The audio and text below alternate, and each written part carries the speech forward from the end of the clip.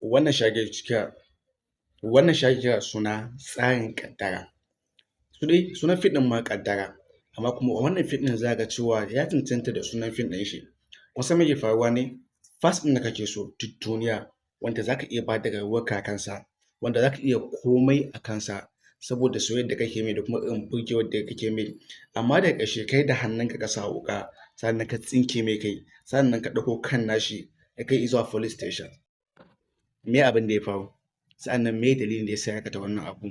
Labarin wannan fim ɗin labari ne na wani ƙaramin jarumi wanda zai iya bayyana cewa ya fito ne a matsayin shashasha sannan kuma dolo, sannan kuma yana da yaya wanda ya kasance talent me zan ce muku?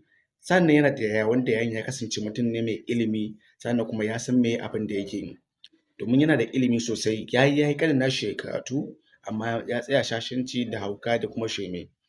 Shi kuma boss ɗin wato ya kasance shi ma wani azzalumin nan ne wanda hatta jami'an tsaro ma suna jin tsoron shi, sannan kuma ɗan dambe ne wanda baka isa ka yi nasara a kansa ba. Amma saboda irin soyayyar da jarumi yake mai haka yake fitowa ya nuna shi masoyin shi ne sosai, yana matuƙar ƙaunarsa yana matuƙar son sa sosai ba ɗan kaɗan ba. Amma da wani abu ya haɗa su ya taɓa ahalin shi ya ce zai kashe ahalin shi gaba ɗaya, daga nan ne fa jarumin ya juya daga shashasha izuwa mashaƙin da ba a taɓa ganin irinsa ba. Wannan labarin fim mai suna ƙaddara sai kun kalla. Labarin fim ɗin yana matuƙar daɗi sannan kuma zai burge ku sosai ba ɗan kaɗan ba. Ga dukkanin mai buƙata akwai namba na a kan bidiyon na yin magana ko kuma da Telegram